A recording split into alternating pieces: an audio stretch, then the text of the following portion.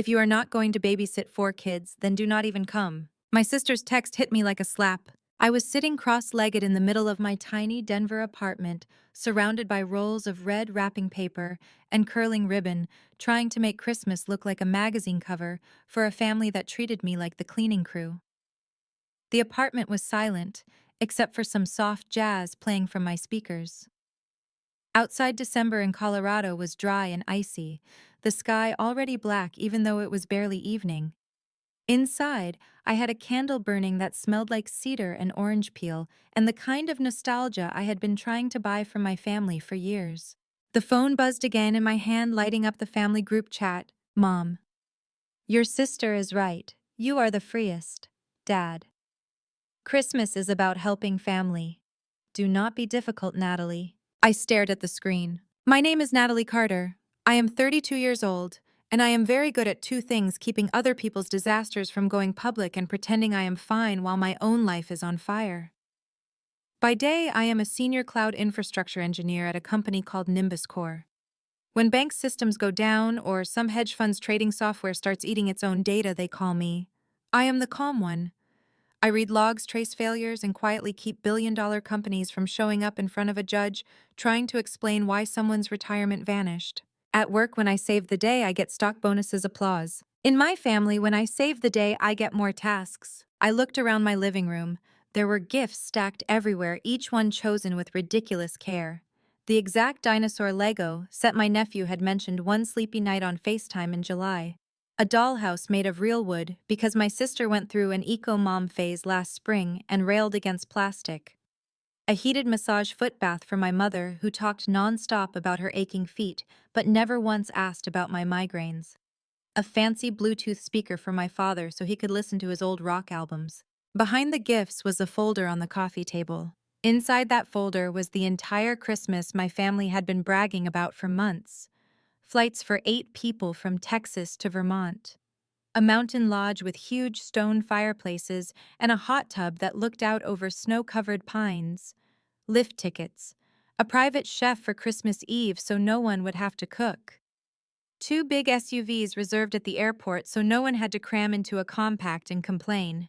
I had paid for every single bit of it. Not my parents, not my sister, me. I had emptied my savings, wiped out the points I earned from years of business travel, and thrown in my entire year-end bonus to give my family the kind of Christmas you see on greeting cards. It was more money than my parents had ever spent on anything that did not have wheels or a roof. If you added up the flights, the lodge, the cars, the ski lessons, the chef, the grocery pre-order, the total was just under $50,000. And still, to them, I was staff. I read my sister's text again. If you are not going to babysit 4 kids, then do not even come. My older sister, Chelsea, had 4 children under 10. She also had a husband, 2 healthy parents, a mother-in-law, and a neighborhood full of mothers she constantly posted about on social media. But apparently, the only person who could possibly be responsible for giving her a break was me, the single sister with the easy life. I typed and erased 3 different responses. I started to write, I paid for the lodge, deleted it. Then I am not your nanny, deleted that too. Finally, I forced myself to type something simple, something they could not wiggle out of later. So just to be clear, if I do not babysit 4 kids, I am not allowed to come. I sent it. My heart ought to have been pounding, but instead, everything inside me went strangely quiet and cold like the air right before a blizzard. Chelsea answered in seconds. Exactly, we do not need someone who just comes to eat and leave. Just comes to eat and leave. I looked at the pile of gifts I had wrapped, the color-coded itineraries, the laminated emergency numbers I had prepared. A whole Christmas I had purchased, planned, and packaged. To them, I was still just a mouth at the table. That was the moment something in me did not break but clicked, like a deadbolt sliding into place. People like to pretend these moments come out of nowhere. They do not. They are the last straw on top of a mountain of straws no one else noticed but you. Growing up in our Houston suburb, our roles were assigned before we could spell our own names. Chelsea, 2 years older, was the sun. She sucked all the light and attention into herself. She was loud, charming, volatile. There was always a meltdown, a forgotten project, a lost jacket, a teacher calling. I was the gravity. Quiet, steady, reliable Natalie. When Chelsea forgot her lunch, I split mine. When she overslept, I did both our chores. When she screamed at our mother, I washed dishes to smooth the air. My parents used words like low maintenance and independent about me as if those were compliments instead of convenient ways of saying, we do not have to worry about her. I learned early that in our particular brand of toxic family, the reward for being responsible was more responsibility. Now, all these years later, nothing had really changed. Chelsea still sucked up all the oxygen in the room. I still swept up behind her. This Christmas was supposed to be my way out. In October, my mother called in a shaky voice and said, "We need a real Christmas, Nat. A big one. Everyone together. Before your father and I get too old to travel. You know, memories." I wanted that too. Not the fake performative kind we faked every Thanksgiving dinner with tense smiles and passive-aggressive jokes, but something softer. I wanted to sit by a fire with my parents while snow fell outside and feel like their daughter instead of their project manager. So I did what I do at work. I opened a spreadsheet and started building a solution. I found a lodge in Vermont that looked like a movie set. Huge windows, a river rock fireplace, a kitchen that made my mother's eyes go misty when I texted her the pictures. 6 bedrooms, a bunk room for the kids, a game room. A short drive from a small ski resort big enough to be magical, but not so big they would get lost. Then I booked 8 flights, my parents from Houston, Chelsea, and her husband Ryan, and their 4 kids from San Antonio and me from Denver. I paid extra for refundable options because if there is one thing you learn growing up with chronic manipulators, it is that plans change quickly when someone is hurt or overwhelmed. I arranged 2 rental SUVs with all-wheel drive and heated seats. I prepaid for ski school for the older 2 kids so the adults could have free hours. I even hired a private chef for Christmas Eve dinner because I refused to spend one more holiday sweating over a stove while everyone else watched football and called that togetherness. Every time I hit confirm on another reservation, my stomach twisted. That lodge alone cost more than my parents' first house had.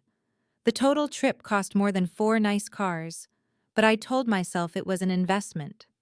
Not just in them, in me. You do not ask the woman who paid for the lodge to sleep on the couch.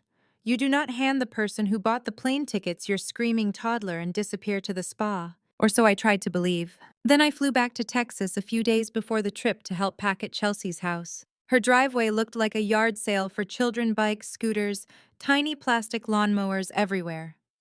The front door was as always unlocked. I stepped inside and was hit by the smell of stale coffee, baby wipes, and something burnt. The television blared cartoons. One kid was crying, one was sticky, one was suspiciously quiet. Chelsea stood in the kitchen, half her hair falling out of a messy bun, throwing clothes into a suitcase without even glancing at what she grabbed. Ryan sat at the table scrolling on his phone, his feet up a half-finished beer at his elbow. "Thank God you are here," Chelsea said, not bothering to look at me.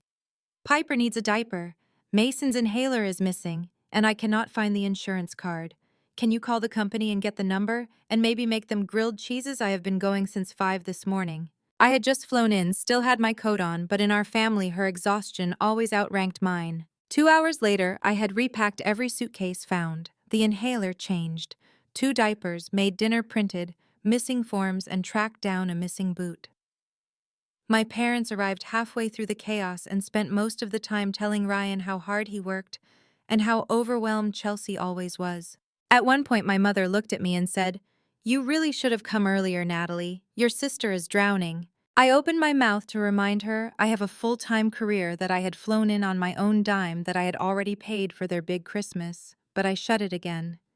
In Carter family math, motherhood always trumped everything. Later, as I was zipping up a suitcase full of kids' gifts that Chelsea expected me to check in my luggage, I overheard her on the phone with one of our aunts. "Yeah, we pulled the whole Vermont thing together," she said, chuckling in that sweet, performative voice she saved for outsiders. Finding the lodge took forever, but I just knew the kids needed a real white Christmas, you know. Ryan and I said, "Let's just make it happen. The memories will be worth it." I froze. She was standing there in leggings I had paid for in a house where I covered half the streaming services, taking credit for a trip that had emptied my savings. In her story, I was not the benefactor. I was lucky to be invited along. "Nat's coming too," she added offhand. "You know how she is, tagging along. She can help with the kids, so that is nice. Tagging along, help with the kids. Something in me shifted, but not enough. I still drove home. I still planned to get on that plane. I still hoped that once they saw the firelit lodge and the hot cocoa and the mountain view, they would finally see me. Then came the text. Back in Denver, my laptop bag lay on the floor by the door where I had dropped it after a 12-hour marathon trying to stop a client's data center from melting down. My eyes burned from blue light. All I had wanted was a glass of red wine, a hot shower, and maybe an hour of mindless television before bed. Instead, I got an ultimatum. If you are not going to babysit 4 kids, then do not even come. You are the freest. Do not be difficult. I put the wine glass down without drinking. My hands felt oddly steady. I walked to the window, looked out at the Denver skyline, the pinpricks of headlights winding through the streets below. I had always told myself my little apartment was lonely compared to Chelsea's noisy, chaotic farmhouse. But looking at it now, bathed in quiet and lamplight, I realized something. This was not loneliness, this was peace. My family thought they were threatening me with exile, as if being left out of their drama was the worst fate imaginable. My phone buzzed again. Chelsea dropped the hammer. So we are clear, if you are not going to help, stay home. They thought they had me cornered. They assumed I would do what I had always done. Cave, apologize, promise to pitch in more, and show up at the airport already carrying half their load. I picked up my phone, and instead of opening the group chat, I opened the folder labeled Travel. Up popped the airline app, the lodge booking platform, the rental car company, the ski school, the chef service. For months, these icons had been symbols of stress and obligation. Now, suddenly, they looked like something else. Levers. I tapped the airline app first. There it was. Denver to Burlington connections lined up, so no one had to sprint through a terminal. 8 passenger names in a neat list. My parents, my sister and her family, and me. I scrolled to the bottom where the red words lived: cancel trip. I had paid extra for fully refundable tickets because I knew deep down that I might have to protect myself at the last minute. A message popped up. Are you sure you want to cancel this itinerary for all passengers? I thought about Mason's face when he heard he was going to see snow for the first time. For a moment, guilt stabbed me. Then I remembered who had sent the text. I remembered Chelsea's voice saying I was tagging along. I remembered my father calling me freest like my time had no weight. I pressed confirm. The screen spun. Then your trip has been canceled. A full refund will be issued to the original form of payment. The original form of payment was me. Next, the lodge in Vermont. The photo still made my chest ache, warm light in the windows, snow piled on the roof, a frozen lake in the background. The reservation details showed our check-in date, our length of stay, and a line in smaller text: free cancellation up to 48 hours before arrival. We were at 46 hours. If Chelsea had sent her little ultimatums 2 hours later, I would have been trapped. They would have accused me of wasting money if I did not go through with it. They got greedy too early. I hit cancel reservation. The app asked me why. I ignored the options and typed into the comment box, no longer available to subsidize hostile work environment. Immediately another message: your refund is being processed. Within 5 minutes, I had dismantled their entire dream: Christmas flights, lodge rental, SUVs, ski school, chef. The only money I could not recoup was a small deposit for the cook.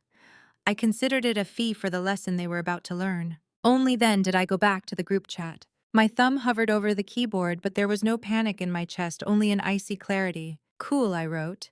Then my 40-something thousand dollars is not coming either. Send. The chat went silent. No dancing dots, no instant outrage. They were reading, trying to compute a number they had never bothered to ask about. Finally, Chelsea. What are you talking about? What 40 what? Instead of explaining, I sent a screenshot of the airline confirmation, showing all 8 names with a bold red canceled stamp next to each, and the line about a full refund. Then I sent another screenshot, the lodge, the refund amount clearly visible. My mother called within seconds. Fix it. That was my father's greeting when I let his call go to voicemail and he tried again on a video call instead. I answered on audio only. I did not want to see his face, did not want to give him the satisfaction of reading mine. Hi, Dad. I said, fix it, Natalie. His voice had that clipped tone I knew too well, the one he used with waiters and mechanics when he felt disrespected. I do not care what little argument you and your sister are having. You do not ruin Christmas for the entire family over hurt feelings. I did not ruin anything, I said calmly. I canceled a trip I paid for after being told I was only welcome if I worked. You are acting like a child, he snapped. Family helps family. Your sister is drowning with those kids. You are single. You have plenty of money. Stop keeping score. There it was. The whole warped belief system in a few sentences. My years of 70-hour weeks. My certifications, my on-call shifts that had me logging in at 3 in the morning to prevent financial catastrophe for strangers, none of that mattered, because there were no children at the end of my workday. In their eyes, my life was one long vacation with a paycheck attached. Let me ask you something, I said, leaning against the counter. In the last 10 years, have I ever just been your daughter, or have I been a combination of babysitter, travel agent, and emergency bank? Because from where I am standing, I have been the family business account. Natalie, he growled. Do not talk to me like I am some stranger. We are your parents. Everything we have ever done has been for you girls. Everything I have ever done. I said, my voice still even has been for you too. I just finally realized you were treating it like an open credit line instead of a gift. If you do not fix this, he said, dropping his voice into that low, dangerous register, do not bother coming to Sunday dinner again. Do not bother coming to birthdays. Do not show your face at this house expecting a welcome. You want to be alone. We will make sure you get that wish. He was threatening exile like it was the guillotine. Okay, I said. If those are your terms, I accept. My answer seemed to stun him. There was a beat of silence before he sputtered, You are being dramatic. No, I said, and for the first time in my life I hung up on him. The phone started ringing again almost immediately, this time my mother. I watched her name flash and fade, ignored it. A stream of texts rolled in instead. Mom, Natalie, your father is upset. Call him back. We can talk about the babysitting, honey. Mom, maybe we can hire a helper for a few hours a day. You have the money to add that on, right? Just put the trip back. Think about the kids. My jaw clenched. Even in her attempt at compromise, the solution was for me to pay more. My sister chimed in, of course. Chelsea. They are sobbing. I told them about the snow. How could you do this, Nat? You know how hard it has been. I have not slept more than 4 hours a night in years. This trip was the only way I was going to get a break. Who is going to watch the kids so Ryan and I can rest if you are not there? There it was written out like a contract. She did not want a family vacation. She wanted a live-in nanny who came with a prepaid lodge. Thank you for saying it plainly, I wrote back. You do not want your sister, you want staff. Staff just closed the account. Immediately, my mother tried a different angle. Mom, you are so calculating. Always have been. This is not about money. What is yours is ours, and what is ours is yours. That is how family works. You will understand when you have kids. In that case, I typed, if what is yours is mine, I will send you my student loan statements and see if you want to help. No. Then we do not actually believe that, do we? I knew the messages would be screenshotted, twisted, repeated to relatives as evidence that I had changed, that success had gone to my head, that I cared more about money than about family. But for the first time, I did not feel like the bad daughter. I felt like someone who had finally realized she was the only one footing the bill at a very crowded table. I thought the worst was over once I canceled the trip. I was wrong. The worst part was finding out just how much of my life they had quietly built around my wallet. My phone buzzed with a private message while I was still standing there in my kitchen trying to slow my breathing. It was from Ryan, my brother-in-law. Ryan. Hey Nat, look, Chels is losing it. But can I ask you something off the record? Did you really get the refunds? Yes, I replied. Why? The 3 dots pulsed for a long time. Ryan. Okay, this is bad. We kind of planned around the trip, you know. We shifted some stuff. We spent some of the money we normally use for groceries and bills because we figured we would be at the lodge and you were covering everything. We bought a used boat, just a little one. For the lake house we want one day. We used my Christmas bonus for the down payment. We really need that flight money or we are screwed. Could you just send it to us? You will not even miss it. You will not even miss it. That sentence told me everything I needed to know about how they saw me. Not as a person with her own dreams and safety net to build, but as a bottomless well, a walking, talking emergency fund for everyone but myself. You bought a boat, I typed slowly while constantly telling me you were broke and asking me to order your groceries. Ryan, do not judge us. Okay? We work hard. We deserve something fun. You have no idea what it is like raising 4 kids. You have a good job, you live alone, you do not feel it the way we do. Just send the flight refund. The kids should not suffer because you are mad.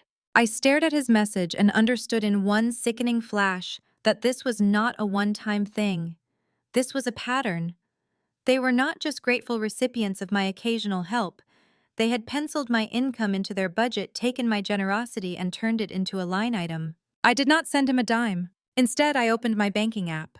If they felt entitled enough to ask for thousands of dollars within an hour of me canceling a trip, I needed to know how deep the rot went. The glow from my laptop was the only light in the apartment now. I sat at my little kitchen table the same way I sit at work when something is deeply, dangerously wrong with a system and everyone else has gone home thinking it is fine. This time the system was my life. I pulled up my primary credit card statement for the year.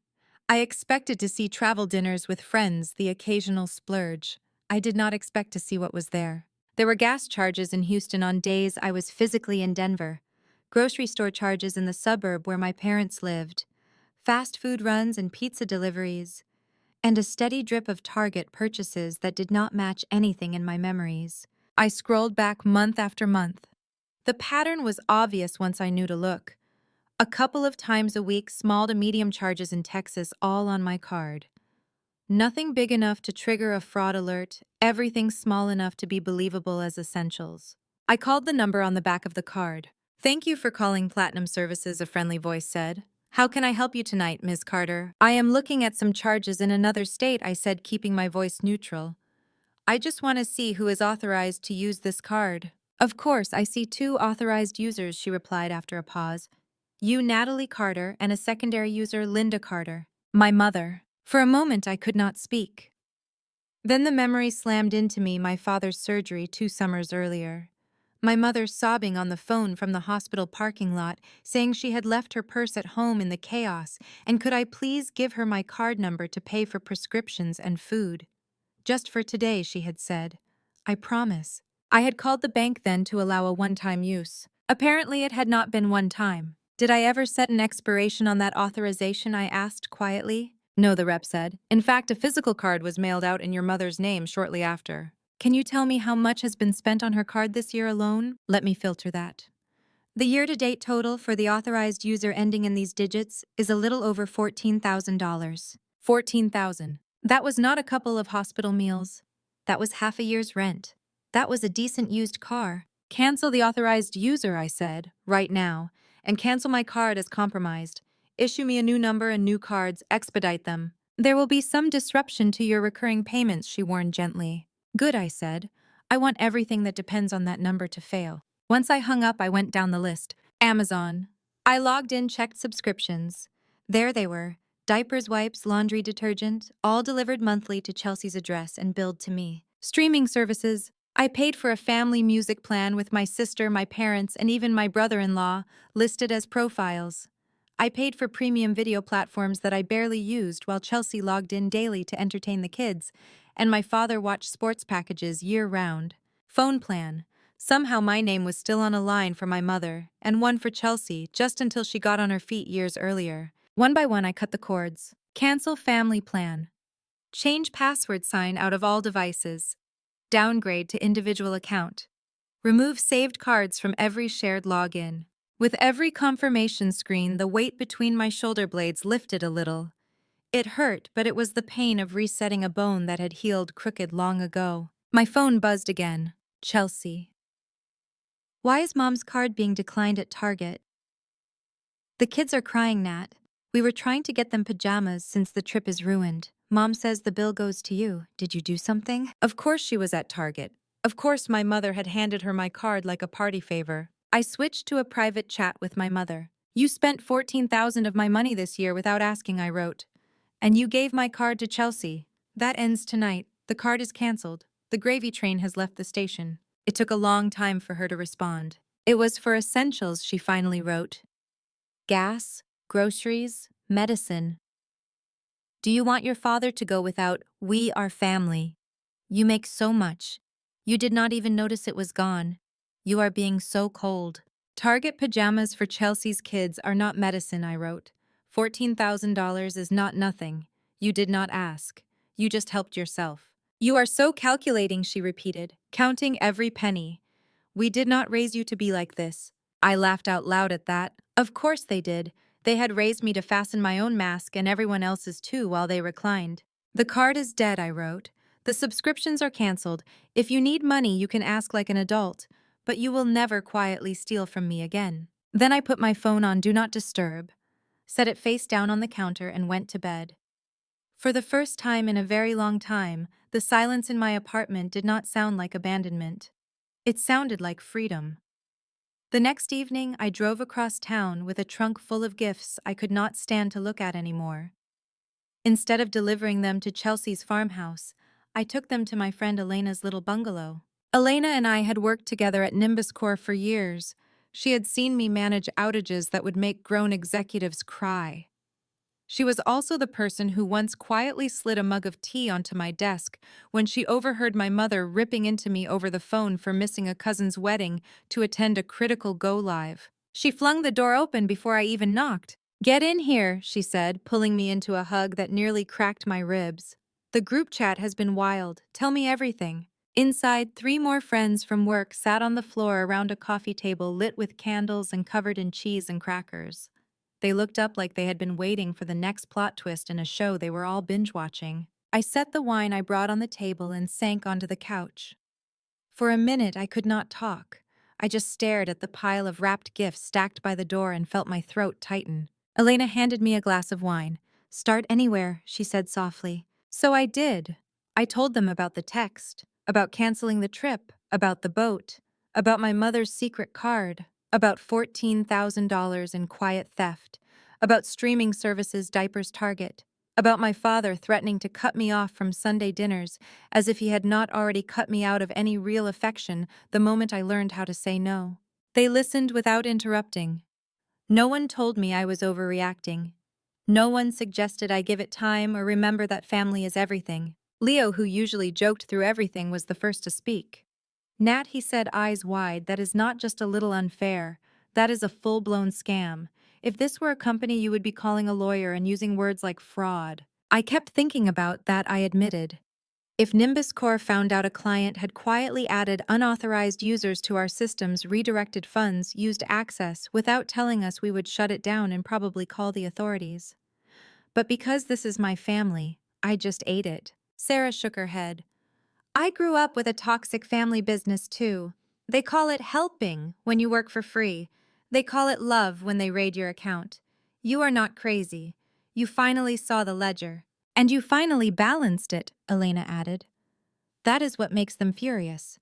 You turned off a faucet that they thought was a natural spring." We talked for hours.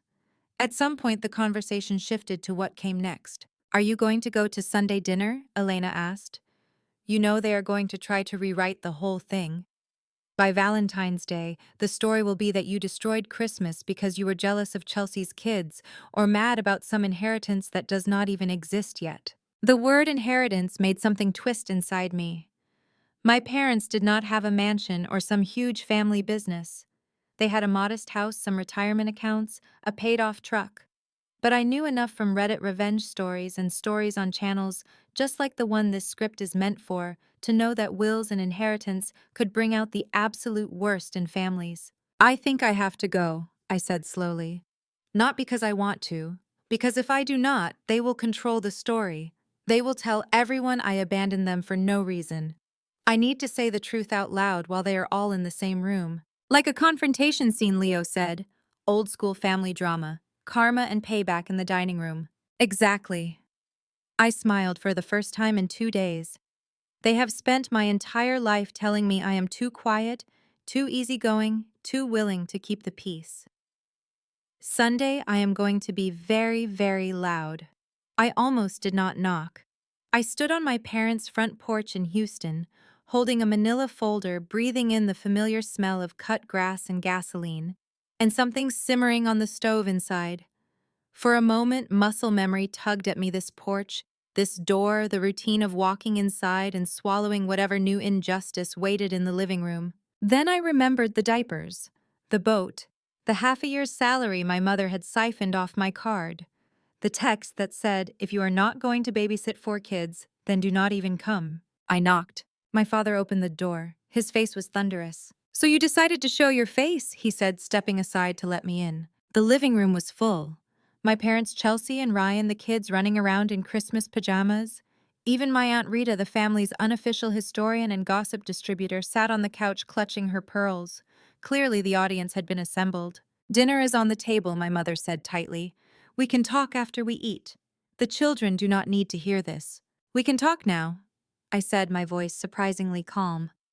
"The children already heard you tell their aunt she was only good for babysitting." My mother's cheeks flushed.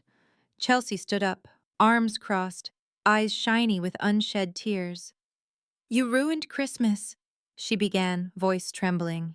"The kids cried for 2 days. You canceled everything like some villain in a holiday movie. Do you know what they will remember? That Aunt Nat ruined their chance to see snow." I set the manila folder on the table and opened it. Inside were printed screenshots, statements, cancellation confirmations. Years of being the invisible backbone finally made visible in ink. "What they will remember," I said, "is whatever you tell them. That is why I am here. Because I know exactly how this would be told if I did not show up." Natalie went crazy over money. Natalie is jealous of her sister, of the kids of the family. So let us make sure we all understand the facts before we start handing out blame. I pulled out the first screenshot. The group chat with Chelsea's text, my clarifying question, and her exactly response. I laid it on the table like evidence in front of a judge. "You told me not to come if I was not going to babysit," I said to Chelsea.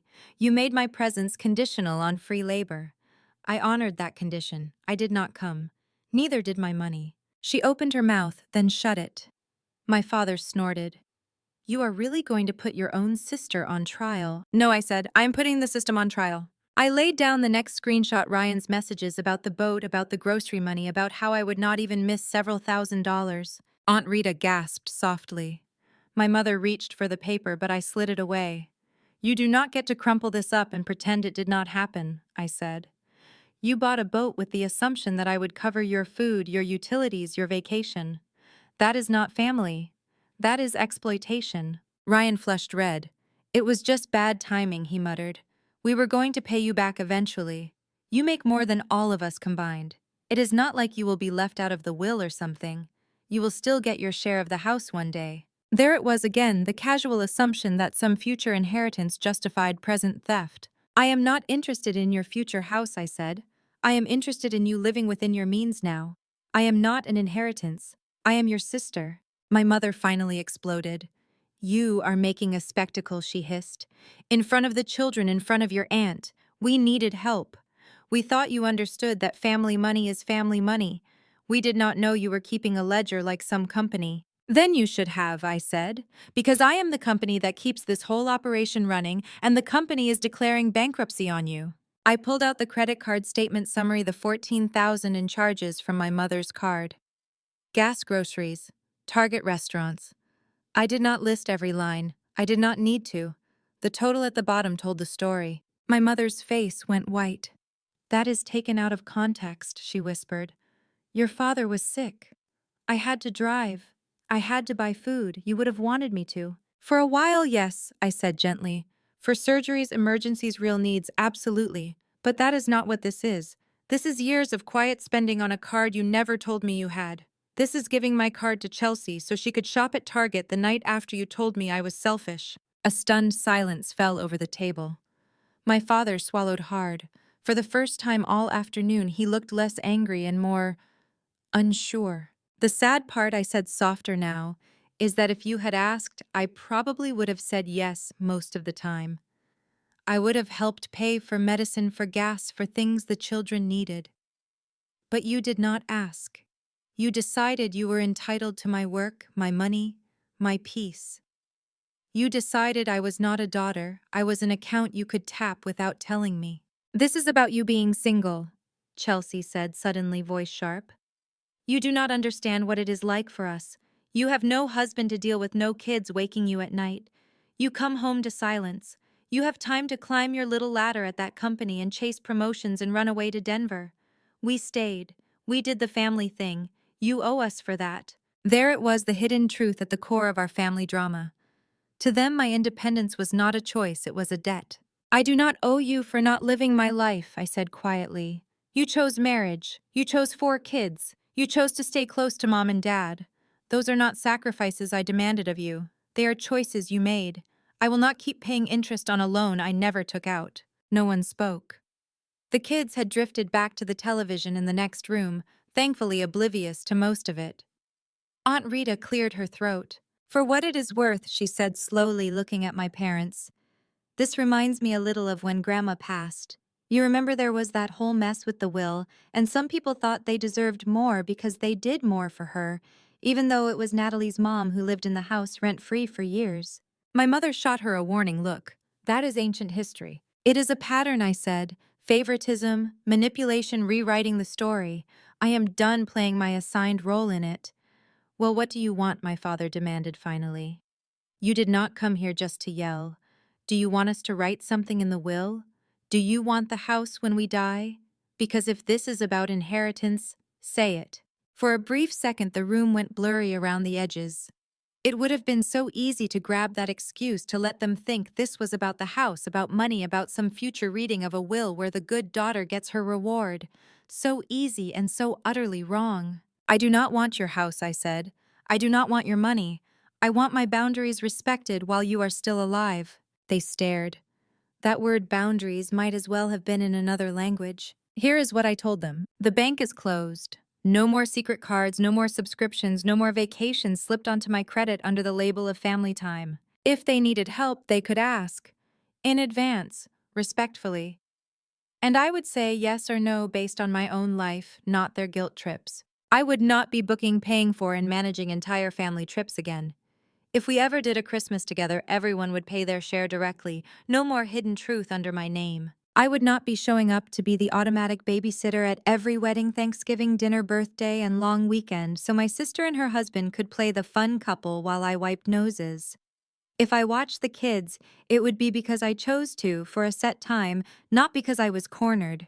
And if they continued to threaten me with exile every time I said no, I would take them at their word and stay away. You are asking us to treat you like some stranger, my mother said, voice shaking. I am asking you to treat me like a grown woman, I replied. Not an unpaid intern desperate for a promotion that is never coming. Chelsea wiped her eyes. So that is it. You just walk away. You will not be there when mom gets old. You will not be there when dad needs rides to the doctor. You will not be there when my kids graduate, all because you could not handle a little babysitting. This is not about a little babysitting, I said. This is about a pattern of injustice and betrayal. You buried the cost of your choices inside my bank account, and then acted like I was selfish for noticing. I will always love you. That does not mean I will always fund you. My father pushed back from the table, his chair scraping. If you leave now, he said, do not expect us to come crawling later. Remember that when we are gone and you are wondering why your sister got more in the will. If you leave your house to Chelsea, I said, standing too, my legs trembling only slightly, that is your choice. Consider it payment for all the free childcare you expect. I am not competing for inheritance. I am protecting my sanity. Aunt Rita watched me with an expression I could not quite read, part regret, part pride. Tables turn, she murmured after a long pause. You all might want to remember that. Karma has a funny way of paying visits at Christmas. I picked up my folder, nodded to her, and walked out. No one followed me to the door. The smear campaign started within 24 hours. I knew it would. In families like mine, whoever steps out of line becomes the villain in everyone else's story. I saw the first wave on social media, a vague post from my mother about children who forget who fed them, shared with a soft-focus Bible verse about honoring parents. Then one from Chelsea, about people who care more about money than about seeing their niece's Christmas play, with a picture of her children in matching pajamas. A couple of cousins unfriended me. A few sent worried private messages. I heard you canceled Christmas over some argument, one wrote. Are you okay, Nat? I sent a handful of people a small packet digitally this time. Screenshots of the text demanding I babysit or stay away, the boat confession, the $14,000 statement summary. I did not add commentary, just a single line. This is why I stepped back. Some responded with anger on my behalf. Some stayed silent. One aunt wrote back, I always wondered where your parents kept getting those miracle vacations from. I am sorry, honey. My grandmother on my father's side called me from her little house outside Dallas. She is in her 80s, sharp as ever, and somehow always sees through everyone's nonsense. I heard there was some drama, she said dryly, which usually means someone finally told the truth. I laughed even as my eyes burned. That is one way to describe it. She did not ask for documents or explanations, she just let me talk. About the text, the trip, the card, the boat, the Sunday dinner confrontation. When I finished, she was quiet for a long time. Then she said, You know, when my mother died, there was a whole argument about the farm. Your Aunt Jo said she deserved more because she stayed close and took care of Grandma. She also lived in Grandma's house rent-free for 10 years and let Grandma pay her utilities. Some people call that caregiving. I call it a salary paid in advance. Sounds familiar, I said. I cannot control what your parents put in their will, she went on, or what they leave to your sister. But I can control mine. You have always stood on your own 2 feet. Not many people do that these days. If anyone in this family has earned a little inheritance, it is you. Not because you need it, but because you did not demand it. My throat closed. I do not want you to feel like you have to. Hush, she said. It is my money, my choice. You keep your boundaries, Natalie. Let them call it betrayal. I call it self-respect. It was not about the money. It was about someone finally saying out loud what I had been too ashamed to believe, that I was allowed to value myself, that cutting off exploitation was not cruelty but overdue justice. In the weeks that followed, I kept my distance. No Sunday dinners, no emergency visits. When my mother texted at 2 in the morning asking if I could send money because a bill was late, I replied, I am sorry that is happening. I cannot help with that right now. She called me selfish. I did not respond. At work, something strange happened. Without the constant background noise of family drama, I suddenly had energy. I slept. I went to yoga classes instead of falling asleep on my couch. I stopped checking my phone every 5 minutes, waiting for the next mini crisis. My manager noticed. You have been sharper lately, he said one afternoon, more present. I do not know what changed, but it is working. Keep it up, because there is a promotion on the horizon and I need someone steady. A promotion, a real one with a title and a raise in equity, not the fake family promotion I had been chasing my whole life, the one where I finally became valuable enough to be treated like more than a servant. For once, I was building something just for me. Christmas Eve came anyway, with or without Vermont. I spent it in Denver, not serving a table full of relatives who saw me as an endless resource, but sitting at a long table in Elena's house with my chosen family from work. There was chaos here too, kids running underfoot, a dog begging for scraps, laughter bouncing off the walls. But the chaos felt different. No one expected me to manage it. Elena's wife carved the roast. Leo poured wine. Sarah passed plates. My contribution was a big pan of roasted vegetables and a cheesecake I had actually had time to bake. At some point, someone suggested going around and saying one thing we were grateful for. When it was my turn, I hesitated. My instinct was to say something neutral, something safe like my job or this food. Instead, I said I am grateful I finally learned I am allowed to say no. Elena squeezed my hand under the table. Later that night, after the dishes were washed and the kids were tucked in, we sat around the living room with the tree lights glowing. Someone put on old Christmas music. We told ridiculous stories, terrible bosses, forgotten passwords, Thanksgiving dinner disasters. I found myself really talking about my family, about what it is like growing up, the good child in a family that rewards bad behavior and punishes boundaries. About birthdays forgotten because Chelsea had another crisis. About the promotion I once turned down because my parents insisted I move back closer for family, and then still treated me like an outsider. No one told me I was being ungrateful. No one rushed to defend my parents. You chose yourself, Leo said. That is the plot twist. In a lifetime of family drama and betrayal and toxic favoritism, you finally turned the tables. He was right. The next morning, actual Christmas, I woke up in my own bed in my own silent apartment to sunlight pouring in through frosted windows. I made coffee. I opened the single gift I had bought for myself, a plane ticket for a solo trip in the spring, somewhere I had always wanted to go but never could, because there was always another family obligation. I checked my phone. There were no new messages from my parents, no pictures of the kids opening gifts, no invitations, no guilt, no manipulation. It hurt. Of course it did. The little girl inside me still wanted a text that said, "We are sorry. We were wrong. We love you more than what you give us." But that text was not coming, and for once I was not hanging my worth on whether it ever did. Instead, there was a message from my grandmother with a blurry photo of her tiny artificial tree and a short note, "Merry Christmas, girl. Proud of you." Sometimes one person believing you is enough to keep you walking into the new life you are building. If you are still listening, still here with me at the end of this long, messy story, I am going to guess something. Maybe you are the Natalie in your own family. Maybe you are the one who remembers everyone's birthdays, but gets a last-minute text about your own. The one who shows up early to set up and stays late to clean while your siblings take center stage. The one who bought the dress for the wedding, the cake for the anniversary, the flight for the graduation and still got seated at the table near the kitchen door. Maybe you were left out of a will because you were fine, while the golden child got the house, and a tearful speech about sacrifice even though you were the one sending money every time their lights were about to be turned off. Maybe you can hear my mother's words in your own parent's voice. "You are so calculating. You make so much. You will not even miss it." Here is what I learned the hard way. Love does not require you to abandon yourself. Family does not mean you have to be the unpaid accountant, lawyer, nanny, therapist, chauffeur, and emergency fund forever. That is not love. That is a family business that only profits the loudest members while the quiet ones burn out. You are allowed to say no. You are allowed to see injustice and call it by its name. You are allowed to close accounts, financial and emotional, that other people treat as theirs. Revenge for me was not smashing their windows or torching their reputations. Real revenge was stepping out of the role they wrote for me and refusing to ever play it again.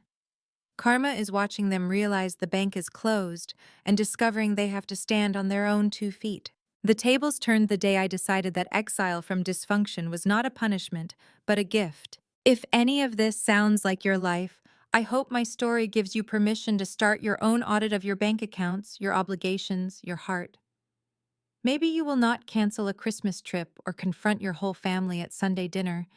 Maybe your version is quieter, smaller. Changing one password. Saying no to one little favor. Letting one birthday pass without sending flowers to someone who forgot yours. It counts! And if you want to hear more stories like this, more revenge, more family drama, more hidden truths finally dragged into the light, do me a favor. Like this video. Leave a comment, especially if you have your own. I canceled Christmas and found my freedom story. Hit subscribe so you do not miss the next time someone decides that being excluded from a toxic will, or a toxic wedding, or a toxic Christmas was actually the best thing that ever happened to her. Because women like us, especially those of us in our 50s, 60s, 70s, who have spent whole lifetimes being the backbone, we deserve a little payback. We deserve to be the main character in our own story. And sometimes all it takes is one message, one line in a group chat to finally show you exactly where you stand and exactly how far you are willing to walk away.